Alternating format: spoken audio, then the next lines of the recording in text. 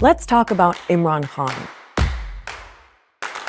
the former cricket star turned prime minister at the center of a political storm in Pakistan. आखिरी गेंद तक मैं मुकाबला करता हूं. He was kicked out of office last year, is now facing more than 100 legal cases, and was briefly arrested in May.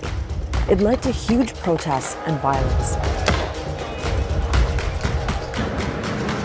Khan says he's the victim of a conspiracy to force him out of politics for good. What is happening right now is not because of me. People in Pakistan are really divided over Imran Khan. His supporters see him as the only hope for the country, Imran has basically become a prophet of change. while his opponents accuse him of spreading lies and fueling a toxic style of politics. This became a two-way fight of rhetoric of like good versus evil. So who is Imran Khan? Why is he so divisive? And why is politics in Pakistan in such chaos right now?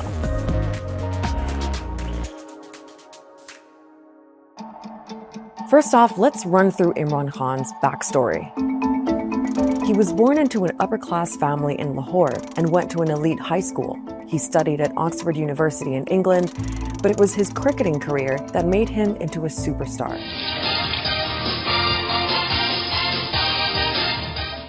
In 1992, he led Pakistan to its first and only World Cup victory, and then retired from the sport.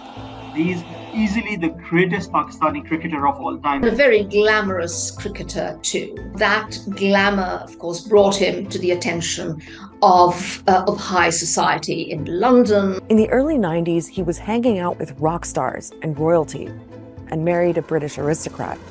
But he was also getting into charity work, and raised money to open a cancer hospital in Lahore in memory of his late mother. Here's a cricketer, a public icon, trying to provide free cancer care in a country where this was not accessible for most people. And that then translated into a conversation he had about the role of corruption, improving governance, and then his entry into politics. In 1996, Imran Khan launched his own political party, Pakistan Tehreek-e-Insaf, which means Movement for Justice.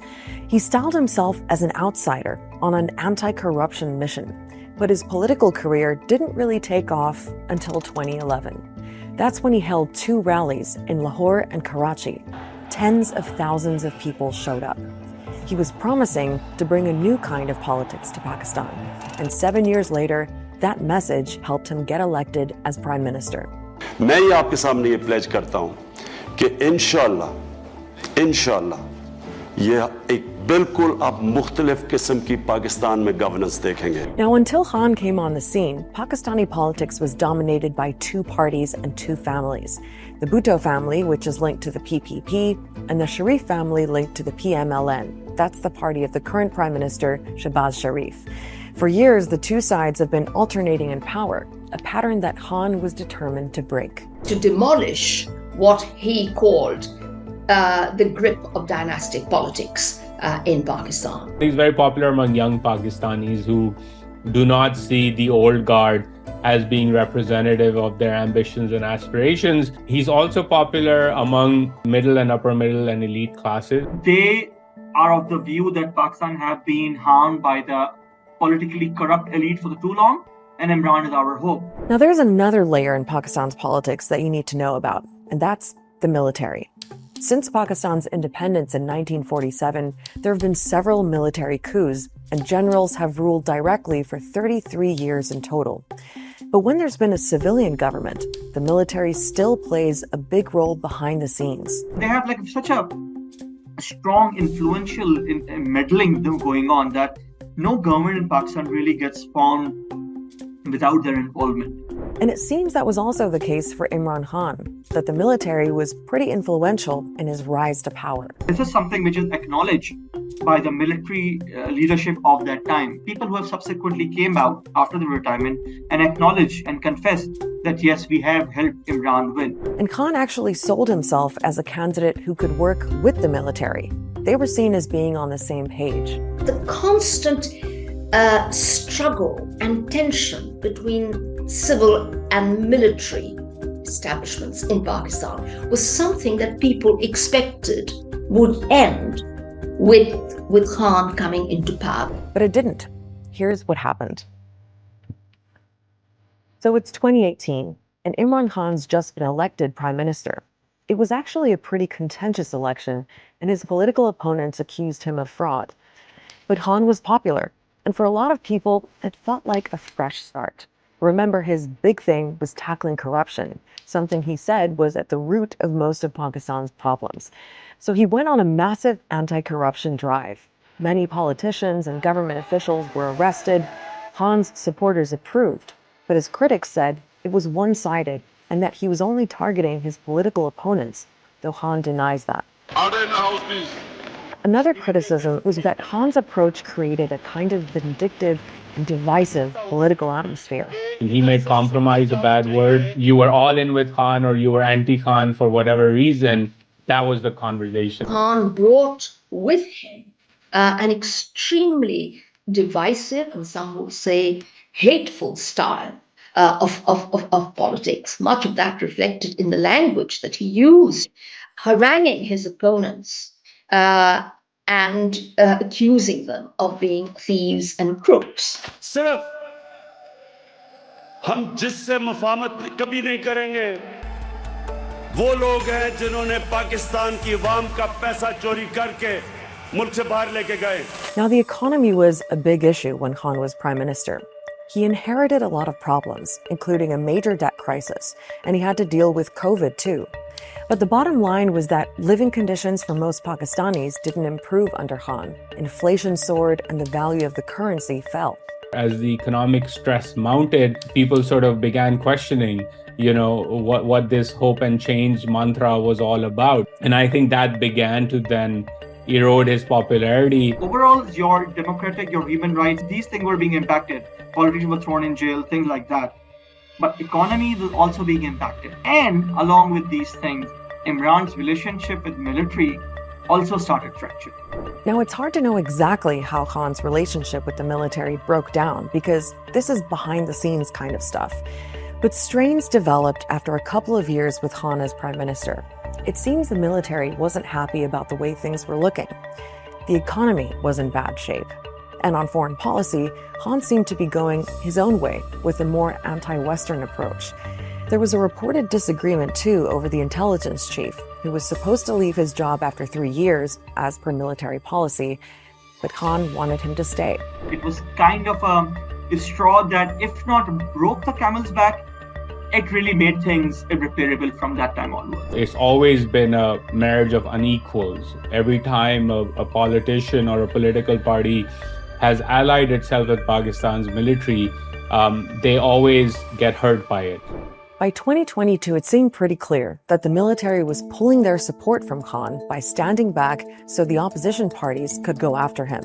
Those parties held a no-confidence vote in parliament, Khan lost, and Shehbaz Sharif replaced him as prime minister. So what's happened since then? Well, Imran Khan's been fighting back against what he says was a conspiracy to remove him from power. He used to claim, when he was being ousted or close to it, that there was an American conspiracy. Within a few months, Khan's tune had changed. It has moved from a conspiracy hatched abroad to a conspiracy hatched at home. He has also singled out the serving army chief as having some kind of personal grudge against him. He's held huge rallies all across Pakistan. At one of them, he was shot in the leg, and he says it was an assassination attempt. Now, Khan's been calling for a general election, and under the constitution, that has to happen by October at the latest. But Khan says his opponents are using a mountain of legal cases, more than 100, to try to exclude him from running. Every other day, there's some sort of case which comes up in a court appearance. They include all sorts of allegations, from corruption to terrorism, even attempt to murder. The military establishment, they're too scared for elections because they're scared I will win. So because of that, they're doing everything to make sure that I get out of the race. Being convicted on any one of these would lead to his disqualification, which is, I think, what they are trying for. It all got pretty dramatic in May, when Khan was arrested in connection with one of the cases. Anger against the arrest of Imran Khan has turned into violent confrontations.